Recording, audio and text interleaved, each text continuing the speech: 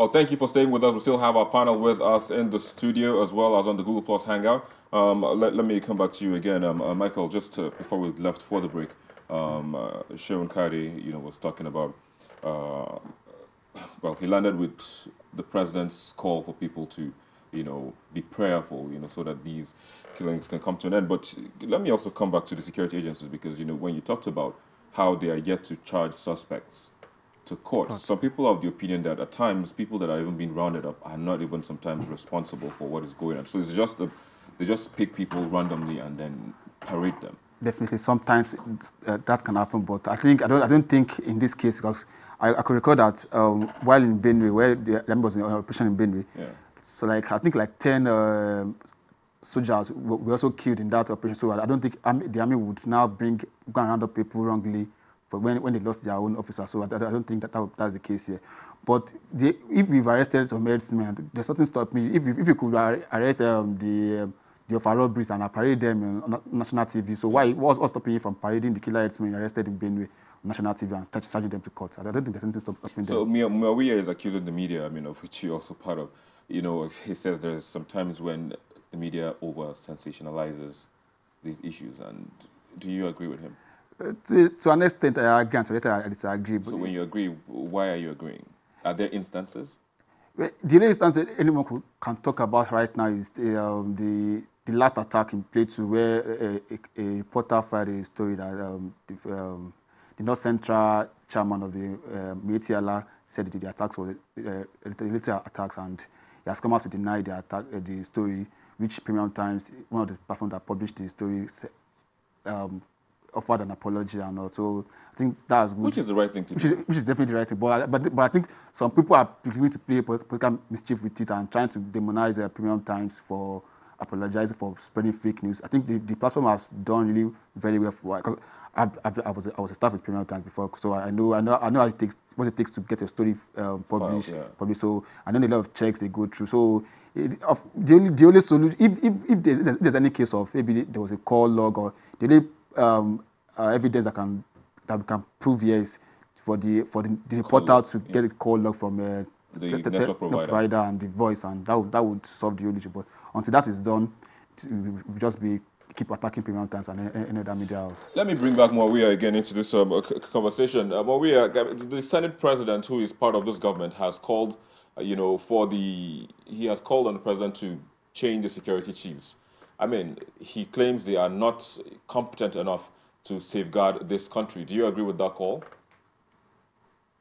Well, honestly, coming from the Senate president, I don't agree with that at all because the executive, well, the problem we have in this country is everything that happens, we tend to blame it on the executive. Let's take, for example, the issue of prosecuting criminals. It's the executive's responsibility to arrest the criminals, but it's the judiciary's responsibility to speed up the processes of judgment. So likewise, the National Assembly, there are a lot of things that would have helped these situations that they are supposed to have been done, and they have been frustrating it. So I saw the tweet this morning, and it was appalling because they are the problem.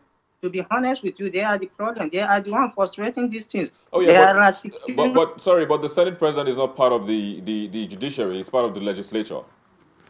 Yes, that is what I'm saying. The legislators also have their problem.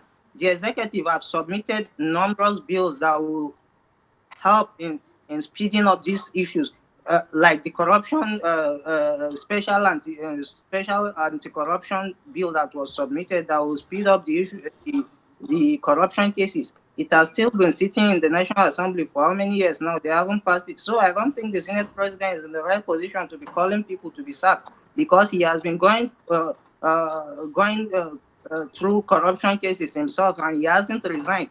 In the past, when issues come up against Senate president, they always resign. But him, a lot of issues have come up that have questioned his credibility, and he's still there. So I don't think he's in a position to tell anybody to resign.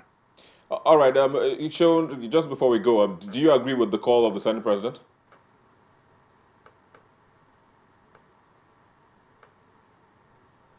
Oh, I don't think Sean is online, but I mean, That's what you get when you have bad internet connection in the country.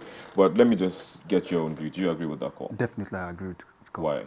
Because if you recall, the National Assembly, like sometimes, even last year, they had a program or a seminar where on the security situation in the country.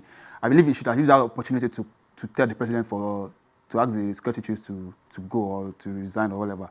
But now that he's saying it by himself on TV and everything, I think it's the right thing to do. They've stayed long, and we need fresh extended. So we need fresh ideas. We need fresh guys to. I mean, if the chief of army staff can change the standard commander in Maiduguri himself, I think it's enough for the president to also change the security chiefs himself. So, and we have intelligent security operatives in Nigeria, so they can bring in new guys who offer new ideas and probably will end these killings. All right, I hope that I mean I just hope the country will do what, and because the constitution says it is the duty of the president, you know, to protect lives and property, yes, you know, of all its citizens. But I mean, I'd like to say thank you to you, Muawiyah Yusuf. You joined us from Niger State, Mina, precisely the capital. Thank you for joining us, as well as Seun Olukaide. You joined us from Oshogbo, the capital of Osun State. Mike, thanks as well for joining us in the studio. Thank you very much. Of course, always. But then we'll take a break and we'll be back with the movie videos on our YouTube channel in the past week. Please stay with us. The solo protest march embarked upon by BBOG co-convener Obieze Zakwesili begins this week's most viewed videos.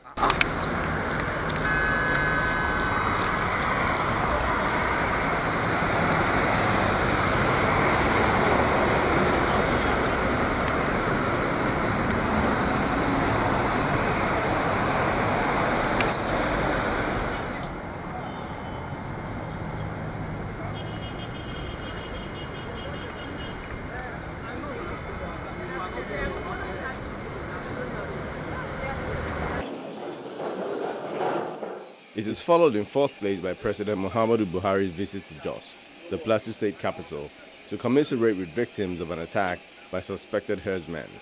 What happened here is very bad. And the costume of leadership from your household to whatever you are is justice. The bottom line is justice.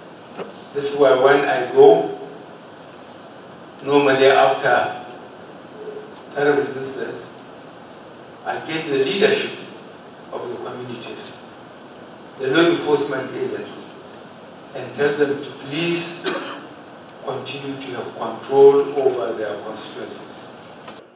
Up next in third is another visit to the troubled North Central state, but this time by former President Olusegun Obasanjo, where he urged the government to investigate and bring the perpetrators of the attack to book.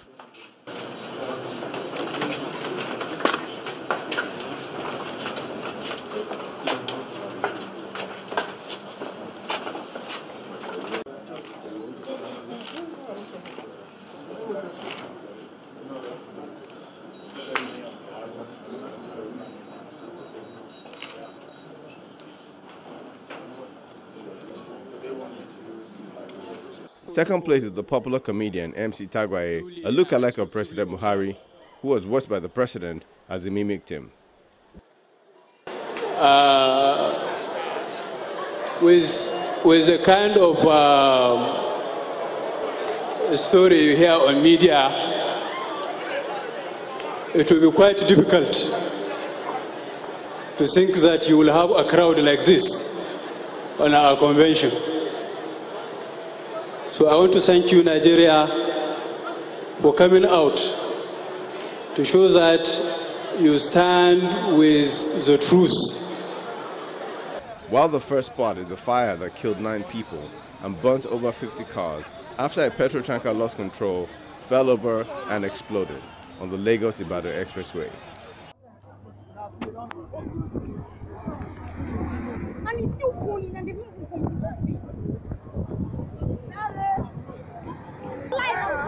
Yeah, people of JJ will not see their phone. This is environment. That's the reason why we are working. Well, there you go. Those were the Moldy videos on our YouTube channel in the past week. However, despite asking Nigerians to pray, the onus still lies with the president to roll out strategies to end the senseless killings of citizens he swore to protect, as it seems the condemnation by religious and traditional leaders, the dialogue and peacekeeping meeting between farming communities and the herders, as well as the military exercises in the troubled areas, the killings are yet to come to an end. Nigerians are waiting. On that note, we wrap it up on this edition of the program, but let's keep the conversation going via the social media addresses showing on your screen. I'm Victor Matthias. Bye for now.